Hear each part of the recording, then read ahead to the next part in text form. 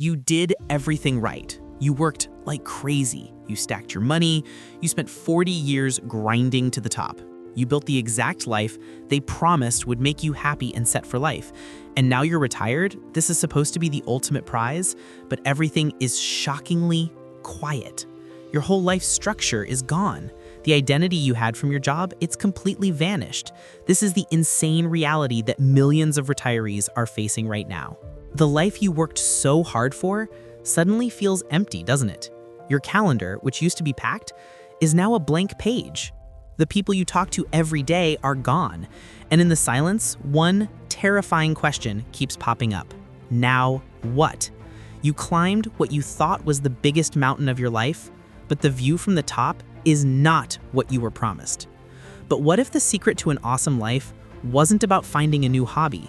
What if it's about forgetting yourself and starting a completely new challenge? First, if you feel this way, you have to understand this is not your fault. It's a giant cultural trap. For decades, we've been told that life is all about winning as an individual. From the time we were kids, we were trained to get ahead, to be the best, and build this indestructible, independent self. And it's a philosophy called workism, the idea that your career is everything. And for a long time, it works. Your job gives you a mission, an instant friend group, and tells you exactly who you are. Then you retire. Bam! And the silence is deafening. You start to realize that the friends you had were just work friends, and they disappear without the daily office grind. Your phone stops ringing. Your email inbox is a desert. This isn't just you being sad. This is a legitimate health crisis. Mass loneliness is one of the most dangerous side effects of our modern world. It's a silent epidemic that leads to depression and real physical health problems. You look around the amazing house you worked your entire life for, and you just feel trapped. You have more freedom than ever, but that freedom feels more like a punishment than a reward. You're standing on top of the mountain you spent your whole life climbing, and all you feel is lonely. So why does this happen? We've been tricked into climbing the wrong mountain, or at least the first mountain. This is the exact crisis this writer, David Brooks, has been obsessed with for years. He argues our culture's focus on individual victory has left everyone stranded on their own islands. We're all told to be the hero of our own story, to single-handedly build our own happiness. But Brooks says that is a massive lie. You can't find real joy by yourself. It's something you only find by connecting with other people. To explain this, he uses an insane metaphor, the two mountains. He says most of us spend our entire lives climbing the first mountain. This is the mountain of career, money, and building up your own ego. It's all about getting skills, getting status, getting everything that screams, I won. And everyone cheers for you the whole way up. But for so many people, getting to the top of that mountain just makes them ask, is this it? The prize just isn't that great. This was not the final boss. It's usually here when you're at your lowest or in the quiet shock of retirement that you see it, a second, bigger mountain in the distance. The second mountain is not about you, it's about everyone else. If the first mountain is about what you can get, the second is about what you can give. For retirees, this isn't the end of the game, it's the start of a brand new level, and it's a million times more meaningful. Climbing this second mountain means you have to completely change your thinking. You have to go from me to we. Brooks calls this switching from individualism to relationalism. It's a weird word, but the idea is mind-blowingly simple. It means you stop seeing yourself as some solo hero and start seeing yourself as part of a giant web of people. It's realizing that the best moments in life don't happen when you're independent, they happen when you're dependent on each other, when you're helping someone and they're helping you. Our world screams, be independent, but a relationalist knows that an epic life is built on interdependence. It's a life defined not by being free from stuff, but by committing to stuff.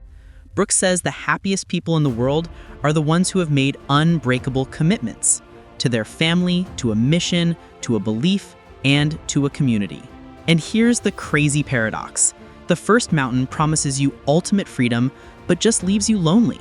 The second mountain asks you to give up some of that freedom, but in return, it gives you a mission, a team, and a level of joy you can't even imagine. Joy, as Brooks says, isn't happiness. Happiness is when your ego gets bigger, you get a promotion, you win. Joy is when your ego vanishes. It's that moment you're so lost in music or a sunset or helping someone that you completely forget yourself. The second mountain is the mission to find that kind of joy. Okay, before we get into the challenges, I want to hear from you. Have you felt this flip in your own life? From a me mission to a we mission? Drop your story in the comments. Someone else here might need to see your comment today. So, how do you actually start climbing this second mountain? It sounds huge, but Brooke's ideas break down into 3 simple challenges you can start right now. First, become an illuminator. Brooke says there's one skill that is more powerful than any other for building a community, making another person feel seen, heard, and understood. People who do this are illuminators. The opposite is a diminisher, someone who makes people feel invisible. In our race to win, most of us become diminishers without even realizing it. We listen just waiting for our turn to talk. We rush through conversations. To be an illuminator, you have to be insanely generous with your attention. Get curious about people. Ask them questions you don't know the answers to. Ask them why they believe what they believe. When you talk to someone, anyone, put your phone away and give them 100% of your attention. Making someone feel important is the most powerful community building hack in the world. It's the glue. Second, commit to a with project. There's a giant difference between doing something for people and doing something with people. Doing for is like charity from a distance. It keeps you safe and separate. But doing with is about being on the same team. It's about getting in the trenches with people and working on a mission together. This means you find a cause and you commit. Don't just write a check, join the team. Find the people trying to clean up the local park, the school that needs tutors, or the neighborhood trying to throw a block party. This is where community is actually built. Not in huge gestures, but by showing up over and over and doing the work side by side. This is how you go from just living in a town to being a critical member of a community. This is how you go from me to we. Third, practice generativity.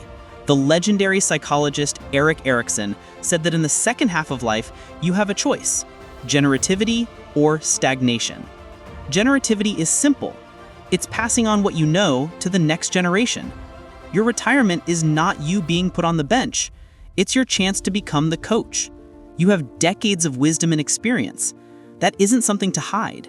It's a priceless resource that you need to share. Find someone to mentor. Teach a class on a skill you mastered. Volunteer your old job skills to a nonprofit that is desperate for help. Be what Brooks calls a weaver, someone who literally connects people together to fix society. When you give your wisdom away, something incredible happens. It changes your entire life story. Your life is no longer about what you accomplished for yourself. It's now a source of power and support for countless others.